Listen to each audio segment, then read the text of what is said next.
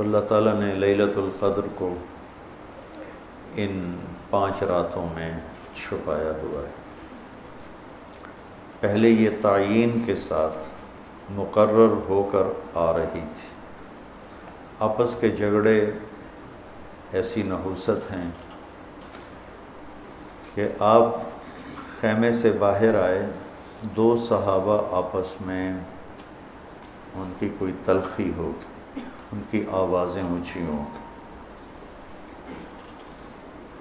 جھگڑا بڑھ گیا، تو آپ نے باہر تشریف لا کے فرمایا کہ میرے اللہ نے مجھے شب قدر بتا دی تھی کہ فلاں رات ہوا کرے گی، لیکن تم لوگوں کے جھگڑے کی وجہ سے اللہ تعالیٰ نے اس کو اٹھا لیا اور چھپا دیا، اور اب تم اسے طاق راتوں میں تلاش کرو، 21 میں، 23 میں، 25 میں، 27 میں، 29 میں اس کو تم تلاش کرو۔ آپس کا اختلاف صحابہ کا تھا، 2 صحابی آپس میں کس بات پہ الجھ گئے پتہ کوئی نہیں۔ بظاہر تو وہ ایک تعیین اور ایک مقرر عدد، مقرر رات اٹھ گئی، لیکن یہ بہت بڑی خیر ہوئی۔ اگر یہ رات متعین ہوتی کہ 21 کی رات شب قدر ہوا کرے گی، یا 27 یا 23 یا 25 یا 29، اور آنے والے زمانے میں غفلت تو ہونی تھی، جہالت بھی ہونی تھی، نافرمانی بھی ہونی تھی، رات متعین ہو، لوگوں کو پتہ ہو آج شب قدر ہے، پھر لوگ نافرمانی کرتے تو نقد عذاب آتا۔ تو اللہ تعالیٰ نے اس چھپانے میں بھی اپنی رحمت کو شامل حال کیا۔ جب ایک آدمی شراب پی رہا ہے، اسے پتہ ہی نہیں شب قدر، کسی کو بھی نہیں پتہ کہ آج ہے۔ ہم تو 5 راتیں چھوٹی انشاءاللہ جا کے، آپ تو ویسے ہی علم میں مصروف ہیں، تو چلو آپ کی برکت سے ایک حدیث بھی یاد آ گئی۔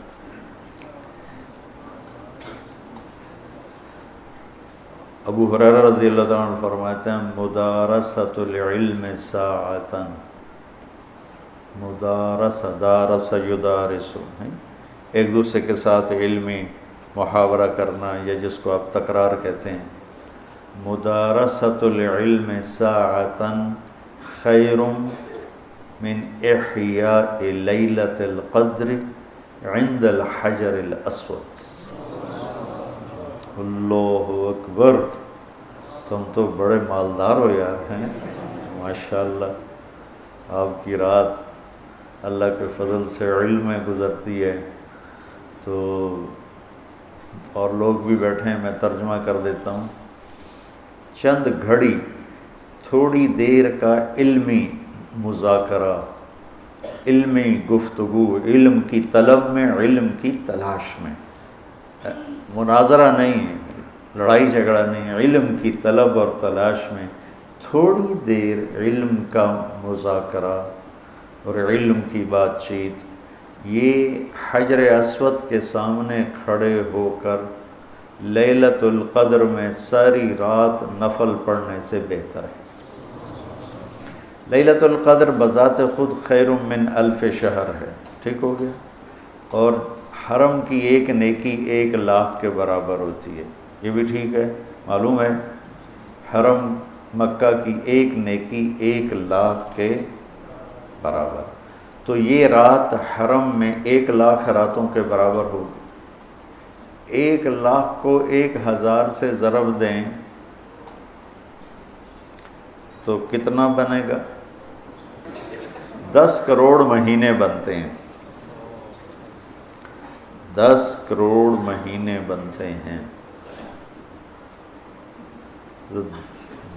10 کروڑ مہینوں کے سال بناؤ، لاکھوں سال بنتے ہیں، ہزاروں سال بنتے ہیں۔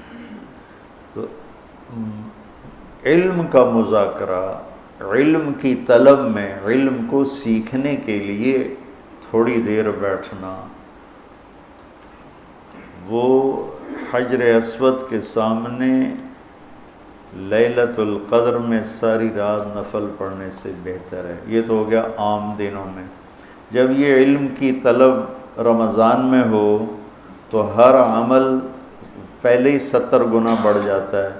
فرض، علم کی طلب تو فرض ہے، تو فرض 70 گنا ہو جاتا ہے، نفل فرض بن جاتا ہے، تو اس کو ملٹیپلائی کرنے کے لیے کوئی کمپیوٹر بھی کام نہیں دے گا۔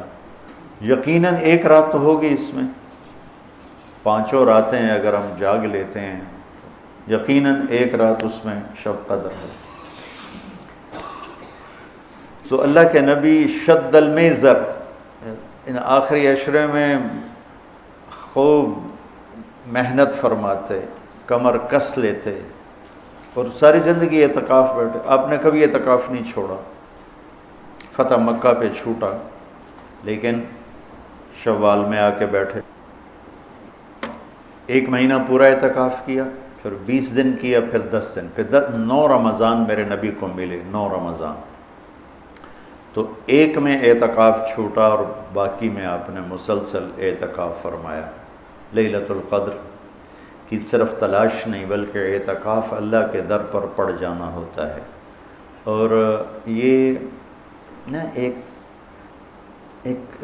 مناسبت ان سارے فرائض میں مجھے ایک نظر آئی جو میں آپ کے سامنے پیش کرتا ہوں، ٹھیک ہے؟ تو اللہ کی طرف سے لا الہ الا اللہ، یہ کلمہ معرفت ہے، شناسائی کا کلمہ ہے، لا الہ الا اللہ محمد رسول اللہ۔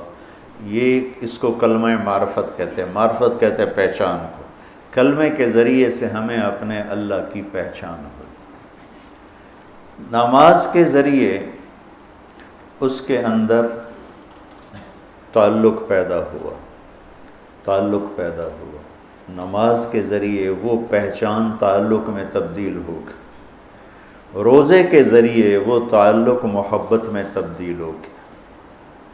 بھوکے پھر رہے ہیں، عاشق ہوویں عشق کماویں، دل رکھیں وانگ پہاڑاں ہو، سہ بدیاں ہزار میں کر جانے باغ بہاراں ہو، منصور جے چک سولی دتے جڑے واقف کل اسراراں ہو، سجدیوں سر چائی نہ باہو توڑے کافر کہن ہزاراں ہو، عاشق سوئی حقیقی جڑا قتل معشوق دے مننے، سر نو جوڑے تے مکھ نہ موڑے، پمیں 100 تلواراں کھنے سہے، سچا عشق حسین علی دا باہو، سر دتے تے راز نہ بھنے۔ لا الہ الا اللہ محمد رسول اللہ پہچان کرواتا ہے، نماز اس پہچان کو ایک تعلق میں بدلتی ہے، روزہ اس تعلق کو محبت میں بدلتا ہے، اور اعتکاف اس محبت کو عشق میں بدل دیتا ہے۔ اور پھر رمضان کے بعد ہی حج کا سفر شروع ہوتا ہے، پھر عاشق کو ہوتا ہے کہ معشوق کا دیدار ہو، تو احرام عاشقانہ لباس ہے، اور طواف مجنونانہ تلاش ہے کدھر، ابھا ڈیکھاں لماں ڈیکھاں، اونچے کوٹھے تے چڑھ ڈیکھاں، ڈٹھی دل کو دیواں ٹیکاں، سجن مل سم کے مر پوساں، خواجہ غلام فرید۔ ہاں تیرے کوچ اس بہانے، مجھے دن سے رات کرنا، کبھی اس سے بات کرنا، کبھی اس سے بات کرنا۔ تو مطاف کوچہ محبوب ہے، اور یہ کلمے سے سفر جو شروع ہوا تھا، یہ اعتکاف پہ آ کے والہانہ عشق میں بدلا۔ عشق نے پھر اس کو گھر سے نکالا، اس کو کپڑوں سے نکالا، اس کو زیب و زینت سے نکالا، اور اس کو بیوی سے نکالا، بچوں سے نکالا، راحتوں سے نکالا، تیل کنگھی شیشہ سے نکالا، اور بس صرف عاشق اور مجنو بن کر یہ اب الحب ان یخفا وکم قد کتمتہ فاصبح عندی قد اناخ وطنبا، اذا اشتد شوقی ہام قلبی بذکرہ وان رمت قربا من حبیبی تقربا، یبدو فافنا ثم احیا لہ ویسعدنی حتی الذ واطربا۔ یہ ایک لڑکی طواف کر رہی تھی، اور یہ ہے طواف کا یہ ہے موضوع، کدھر ہے کدھر ہے کدھر ہے کدھر ہے؟ دیکھو نا، نماز لگتا ہے عبادت ہو رہی، یہ ایک درس کا حلقہ ہے، لگتا ہے کہ ایک عبادت کی ایک شکل ہو رہی ہے، قرآن کی تلاوت عبادت ہو رہی ہے، ٹھیک ہے، سجدے میں پڑا ہوا عبادت ہو رہی۔ طواف کوئی عبادت لگتا؟ طواف تو ایک مجنونانہ پھیرے لگ رہے ہیں، پھیرے لگ رہے ہیں۔ یہ اس 3 شعروں کے صدقے میں طواف ہے۔ اسماعیل فرماتے ہیں کہ میں طواف کر رہا تھا تو ایک لڑکی بدو یہ شعر پڑھ رہی تھی، بہت میں نے محبت کو جھٹکا، پر اس نے ڈیرے ڈال دیے، خیمے گاڑ دیے، تنابیں کس دیں اور رسیاں کھینچ دیں اور میرے سارے وجود کو اپنے عشق میں ڈھانپ کے رکھ دیا۔ اس کا نام آتا ہے میں بے قرار ہو جاتی ہوں، اس کے لیے تڑپتی ہوں، مجھے زیارت کراتا ہے، زیارت کراتا ہے، میں مر جاتی ہوں، پھر اس کے عشق میں دوبارہ زندہ ہو جاتی ہوں۔ اب اسماعیل جیسا علامہ اور فصیح، وہ لڑکی تجھے شرم نہیں آتی؟ حرم میں ایسے شعر پڑھتی ہے۔ اس نے کہا لولت تو قالم احجر عن وسنی، اسماعیل غلط نہ سمجھنا، یہ میرے رب کا عشق ہے جس نے رات کے اندھیرے میں مجھے یہاں پہنچایا ہوا ہے۔ پھر وہ کہنے لگی کس کا طواف کر رہے ہو؟ اسماعیل کہنے لگے بیت اللہ کا۔ تو وہ زور سے ہنسی، سبحان اللہ، اور یوں آسمان کی طرف منہ اٹھا کے کہنے لگی واہ میرے رب، کیسی تیری پاگلوں کی دنیا ہے جو تجھے چھوڑ کے پتھروں کا طواف کرتے۔ اسماعیل کہتے میں بے ہوش ہو کے گر گیا، اور جب مجھے ہوش آیا تو لڑکی جا چکی تھی۔ تو یہ ایک ترتیب میرے ذہن میں بنی کہ حج پھر اس کی انتہا ہے کہ مجنونانہ، جوئیں نہیں مار سکتے، کنگھی نہیں کر سکتے، خوشبو نہیں لگا سکتے، بیوی کو نہیں دیکھ سکتے، کرتا نہیں پہننا، شلوار نہیں پہننی، 2 کپڑے کفن کی طرح لے کر آؤ اور اپنے سارے انداز مٹ جانے، مر جانے، اپنے آپ کو تج کر جانے کے سارے انداز اپناؤ، اس کا نام حج ہے۔ ای الحج افضل قال العج والثج، سب سے اعلیٰ حج کیا ہے؟ شور مچانا۔ اللہ تعالیٰ کہتا ہے ادعوا ربکم تضرعا وخفیا، مجھے پکارنا ہے تو آہستہ آہستہ پکارو اور دھیمے دھیمے پکارو، اور جب کہتا ہے حج پہ تو کہتا ہے زور لگاؤ، پاگلوں کی طرح کہو لبیک اللہم لبیک، پاگلوں کی طرح، کہ نظر آئے کہ عاشق آ گئے۔ جو بلے شاہ فرماتے ہیں تیرے عشق نچایا کر کے تھیا تھیا، تو یہ حج وہ عشق ہے جو تھیا تھیا کر کے نچاتا ہے، بے قرار کر کے نچاتا ہے۔ تو یہ ایک ترتیب ہے میرے ذہن میں، ممکن ہے ٹھیک ہو، اللہ کرے ٹھیک ہو، نہیں تو بہرحال میرا ایک استنباط ہے۔ تو اعتکاف اللہ کے در پہ پڑ جانا ہے، اور اعتکاف والوں کو فضیلت ہے کہ وہ سوئے بھی ہوں تو ان کے لیے عبادت لکھی جاتی۔ باقی ہمارے جیسے لوگ تو نفل پڑھیں گے تو عبادت لکھی جائے گی، قرآن پڑھیں گے تو عبادت کا اجر لکھا جائے گا، اور اعتکاف والا سویا بھی ہو تو قلم اس کا چلتا رہتا ہے۔